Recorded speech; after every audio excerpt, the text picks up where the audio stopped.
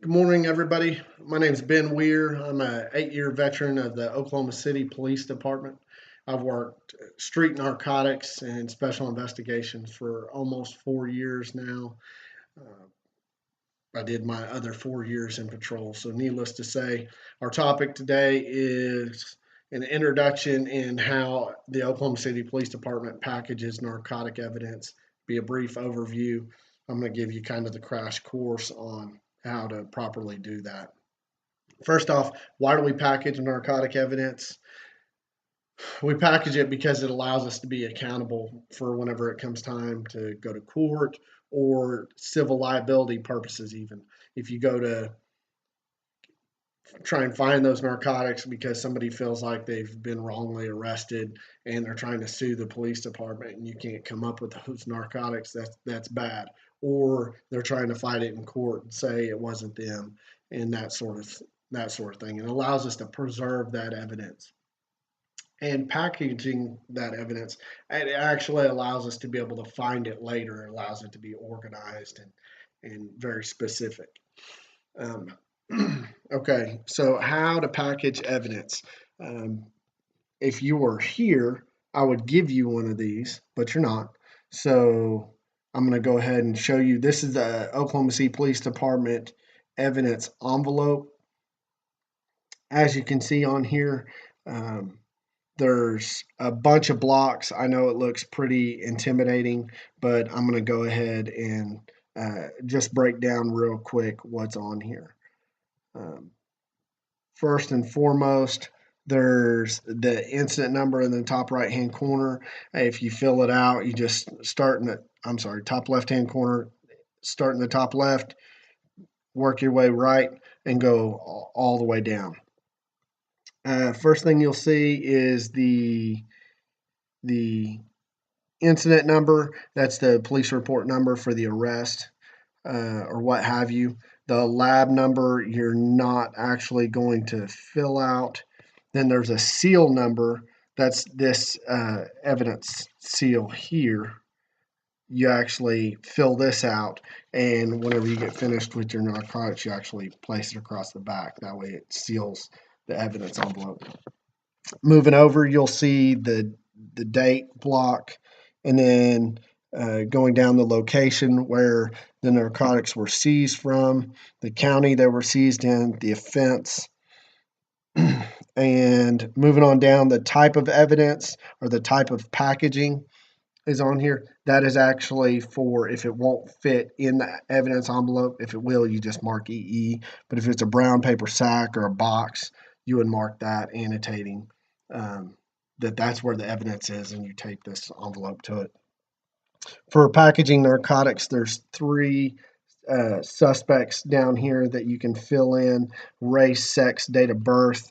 That suspect information is last name, first name, and middle name if they have it. And then if there's multiple suspects, you just need to annotate on that sheet. Brief description. That's these several lines here.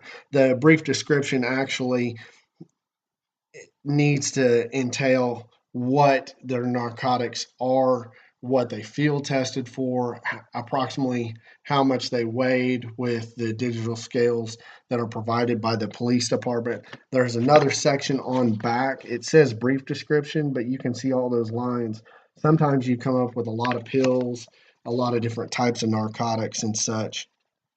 So that fills up pretty quick. But you want to be as detailed as you can as far as that goes, because that is going to be used as evidence in court later, especially if you're talking about the amount of narcotics that you charge the guy with. It may change the actual statute that you're charging them with. It may take you up to trafficking or aggravated trafficking versus possession with intent, or maybe even simple possession. Okay, down at the bottom, chain of custody is a huge deal for the police department and the court system. Whenever you go to court and you go to check out these narcotics to meet with the DA and and the judge and the jury and try and put the guy in prison,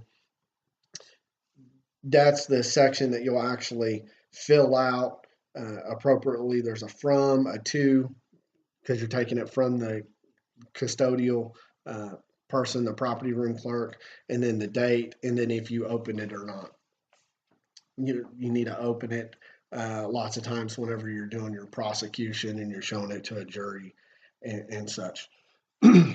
Then, like I said, you're going to take the evidence envelope seal. You're going to seal it across the back. Make sure it covers this flap after you've placed your narcotics inside the envelope. Then, once you place that on there, you're going to take tape and you're going to run tape, a thick line of tape across that seal, and you want to run it across that seal all the way to the top to where nothing can get inside the tops of these little flaps. So you put your tape almost all the way to the top, seal it, and then after you seal it, you're actually going to take and sign across the tape with your name, and we also sign our badge number. As far as that goes, that's pretty much the crash course. There is a biohazard section, top right.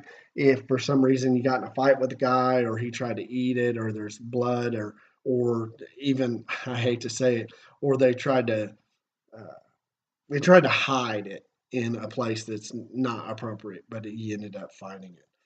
So that being said, if there's any questions, I'll go ahead and take those at this time. And since this is on the web, that's not going to be necessary. I'd just like to take a quick second and thank you for your attention and thank you for your support.